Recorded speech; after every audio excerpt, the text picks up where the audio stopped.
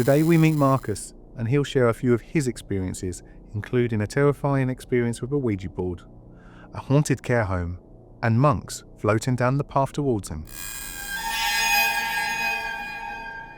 Hello, I'm Marcus. I live in Kent, in a village near Canterbury.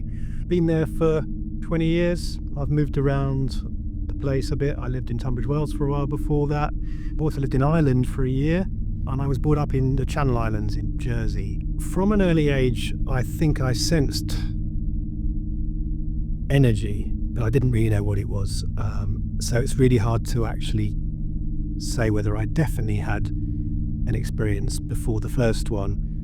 The first dramatic one, probably the most dramatic one I've ever had, was when I was a teenager, and my friend, his parents owned a hotel in Jersey, and we used to go there and hang out. Used to have a few beers from the bar when his parents had gone to bed, and generally do what teenagers do. We also used to get a small group of us used to do Ouija boards.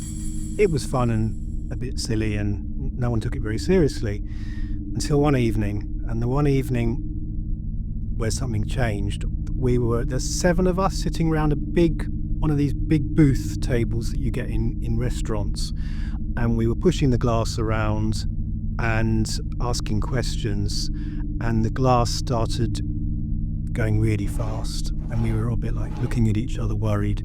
It literally was flying around the table. We were still touching it, but only just. It was almost like it was moving almost completely on its own.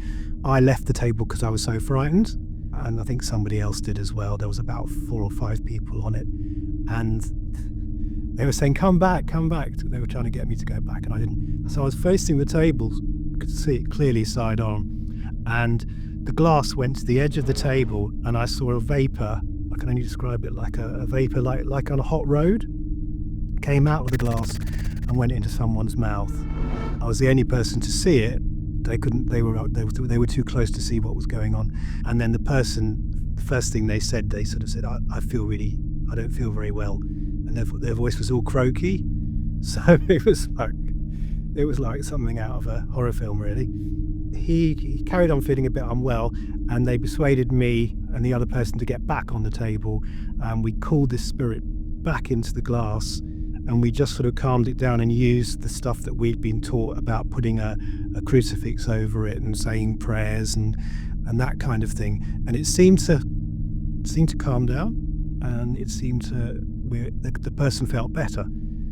However, that wasn't the end of the story, because we took the glass outside to break, because that's what we'd told, you had to smash the glass, and we threw the glass down on solid tarmac, and it bounced and rolled off, and that was defied science, really. We did the same thing, picked it up, threw it down with all our might, it rolled off.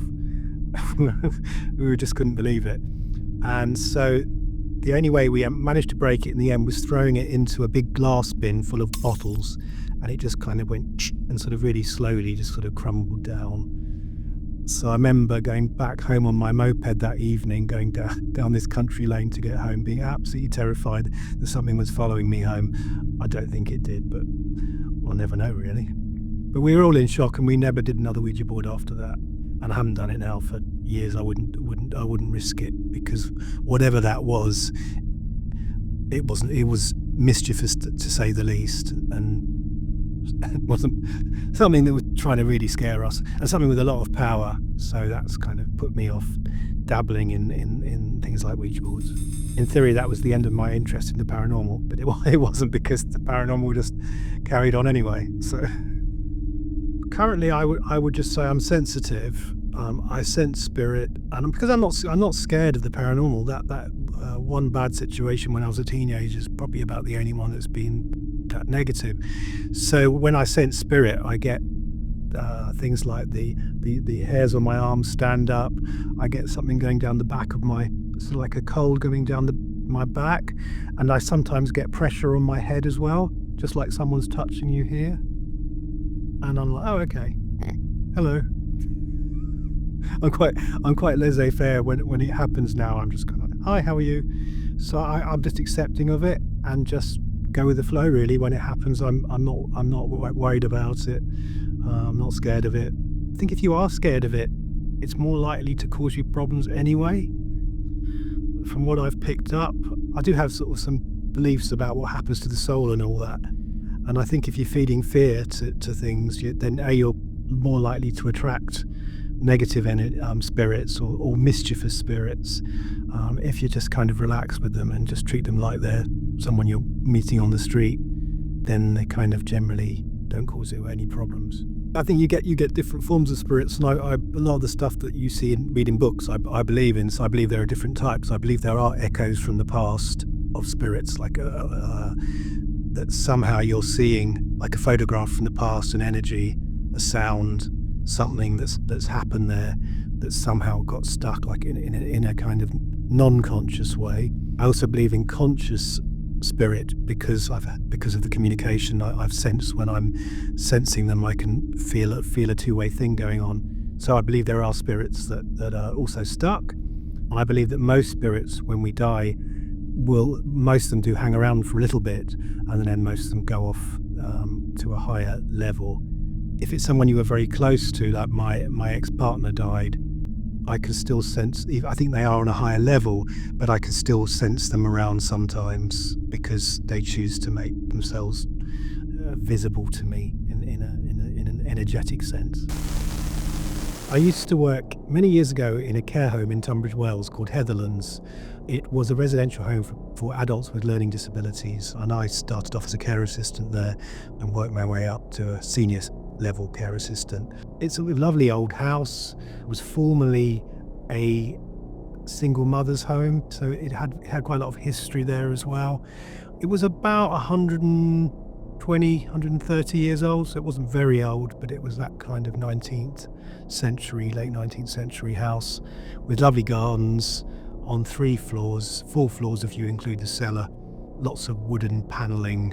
And it was overall a happy place. The service users that lived there enjoyed living there, and the care staff were happy bunch, and we aimed to give everyone a good time and to make it a happy place for them to live. It was about 12 bedroomed, so it was quite big. I was working there in 1991 to about 1994, so there were quite a few things that happened while I was there.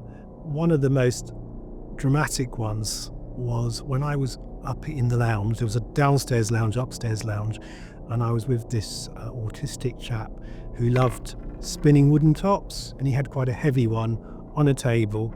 I was in there on my own with him. I was looking out the window because it was quite a nice day. I was looking at the people in the garden and just kind of pondering, and this chap was playing with his wooden top, spinning it round, and it made a kind of sound as it rolled around the table. So I wasn't looking at what was going on in the lounge with this chap. I was looking out the window, and I heard the wooden top stop. It made a kind of shh and sort of came to a standstill. I then heard this person leave the room and the door close. Again, I wasn't really taking a lot of notice because he was allowed to go and do whatever he wanted to do, and that was fine. I then heard the wooden top start spinning again, and I looked back at the table, and it was spinning round, and the service user had long left the room, and I just stared at it in shock, really, because I'd heard this chap leave, I'd heard it stop, and it was starting spinning round again. So that was quite a dramatic one. There was another really good one where I was waking up one of the service users. I just stuck my head round the door and gave him a wave, and he was in his bed, and he looked like he was still asleep. But he'd been given a football, I think it was for his birthday, and the football was by his bed. He was in the bed, he wasn't up, and the football picked itself up and threw itself at me. I've got a few theories on that. Perhaps the service user, because I think he was quite autistic, and he was quite internalized with his thought process. Whether he was capable of actually doing that himself, or whether it was an actual spirit, I don't know. But it was pretty incredible. There's a few more at this place. So there was one time I was on my own with the service users in the lounge downstairs.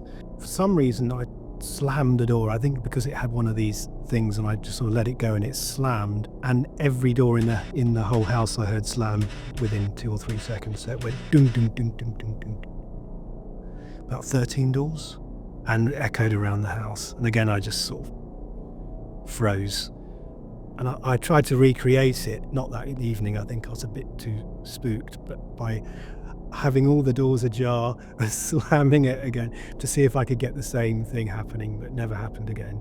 The service users were often used to follow things across the room as well, which really used to spook me out, and some of the other staff as well, because they could be seeing stuff. You couldn't see it. I do believe that sometimes they were seeing things we weren't able to see, but that added to the spookiness. There was one bedroom upstairs. I had to go in there to get a service user's closeout most evenings. For some reason he didn't change in there, he changed elsewhere. And you'd go in and I'd crawl along the wall rather than walk through the middle of the room, because you just felt like you were being stared at in quite an unfriendly way. So that was a slightly negative experience.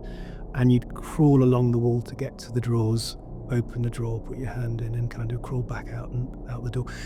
I asked a few other staff and they did exactly the same thing. And I didn't know that until I said to a few other staff, you know that room upstairs? Oh yeah, I can't stand that room. I crawl along the wall to get to the clothes. There were a few people that witnessed other things as well. I can't remember the specifics, but I do remember on one occasion a girl in tears, a lovely lady I worked with who'd had an experience, and she was so upset because she felt out of her depth and uncomfortable and worried. So I remember sort of giving her a hug and sort of counselling her.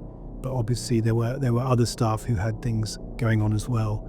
It wasn't just me, which added to the genuine, to it being a genuine haunting. There's one more story I missed where I was outside and I looked up, and there's the kind of stairs going up to the door, and above it there was a window where the stairs wound back up and went up to the first floor, and I saw a figure on the stairs, what appeared to be a figure. It was a silhouette. I couldn't see anything what it actually was, but it appeared to be on the stairs looking out. And I wasn't the only person to actually see a figure in the house. I think a few of the staff saw that, and that may have been why the girl was crying, because I think she might have actually seen something. I didn't see it, so that was the only time I actually physically saw a spirit or presence, was that one time. Some of the staff weren't believers, so they might have sensed stuff that they wouldn't have believed it anyway. There was probably about half a dozen of us that did believe and did actually have things happen. I think that there were several spirits at the house, and I think there were some unsettled spirits in the house, and for whatever reason they couldn't move on and were still kind of there. I think that there has to be more than one spirit in that house. I think also they may have fed off the energy of some of the service users as well.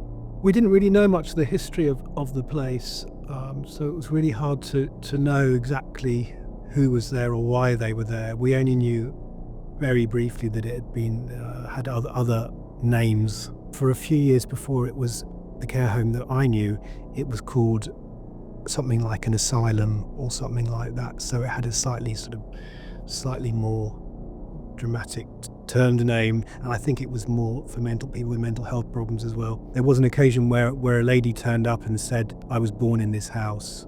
It was when it was a home for single mothers, and can I look around it? So it probably had a bit of a disturbed history at times of people that weren't always having a good time, as we were having a good time, because we tried to make it a happy place.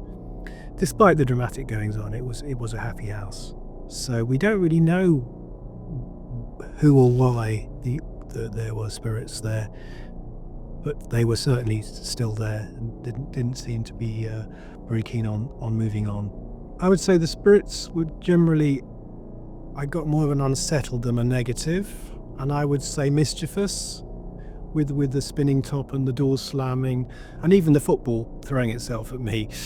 It's a sense of mischief. I didn't feel that there was an evil spirit or anything that dramatic in there, but it was unsettled energy, and you did feel like you were being watched in other rooms as well sometimes. When it closed down, a lot of the service users and staff were very sad to see it go. The house was knocked down in mid-1990s, maybe slightly later. It's 96, 97, can't remember the exact time. I still lived in Tunbridge Wells at the time and went to have a look and managed to take the plaque which I've still got at home. And it was this kind of burning ruin. It did look quite dramatic because they'd knocked it down and then sort of made a fire. And so you could see all this burning wood and stuff on the side of the house. So that was I was quite glad I went to have a look at that and got the plaque. There are 2 houses built on the site now, and I would love to go and see. Well, I'd love to go and knock on their door and ask them if there's anything that goes on, because I suspect there could well be, but I haven't had the courage to go and do so. In the 1990s, I lived in Tunbridge Wells, and I went to a friend's wedding with my partner. The actual wedding was within a walking distance from our house, and so was Bibber Ridge, which is a nice ridge on the edge of Tunbridge Wells, nice views, and a lovely old church. And it was a lovely sort of moonlit night, so we decided to walk up to Bibber Church, just kind of sober up a bit really, and just have a walk. So we walked to Bibber Church. Lovely evening. The church is on a hill, and we were looking at the view, just sort of chilling really. And my partner said, "There's 3 hooded figures floating up the path towards us." And I said, "Ha ha ha, really funny. That'd be ridiculous." Anyway, he said, "No, they really are. Look." He pointed and I looked, and I saw 3 floating figures coming up the path towards us. It was a moonlit night, but it wasn't very bright, so you could only really see the silhouettes, but you could see that they had hoods on. You could see that they appeared to have habits or capes. Where their faces should have been, there was a faint glow, a greyish glow that was lighter than the rest of the figure. I can't remember seeing feet or anything like that. The thing that sticks out the most was where the face should have been was this hue, which was quite unsettling.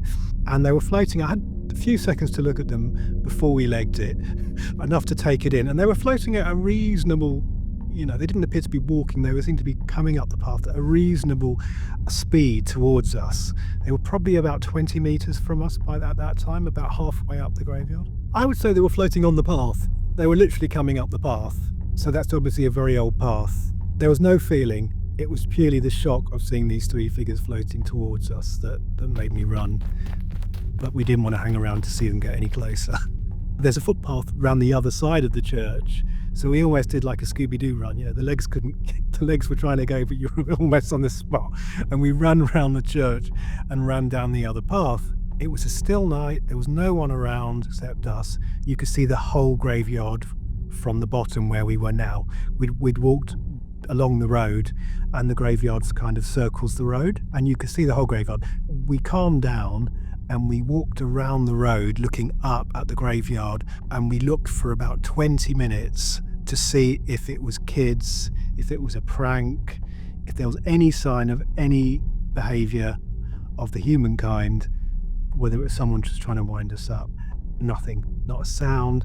There was nowhere to hide. There was a little bit by the church door, but we went and had a look at that. There was no one hiding in that graveyard, and there was no one hiding around the church, which was locked, by the way, so they couldn't have hidden in there either. That made the whole scenario pretty kind of incredible.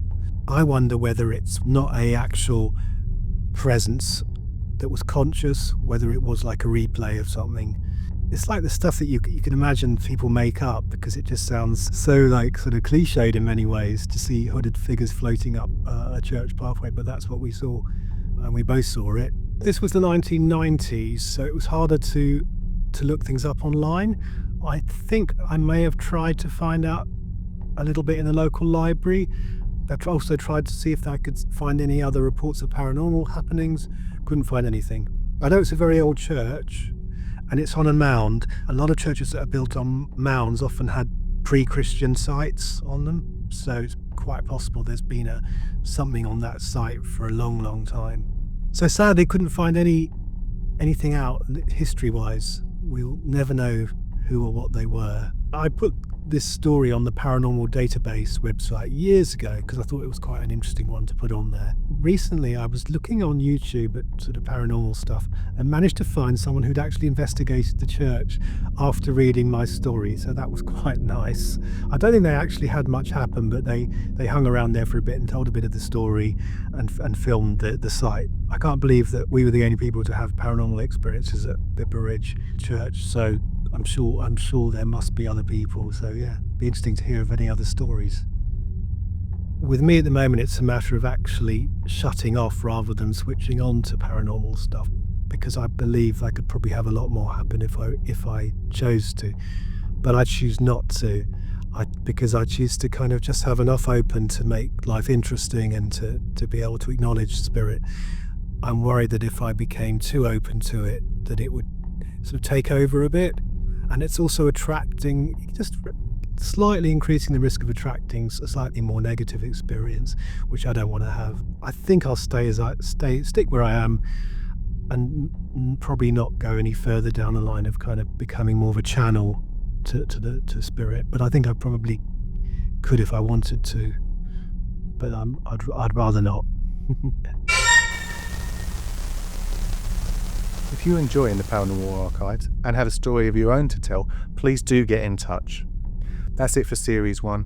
Thanks for tuning in, and I hope you join us again for Season 2.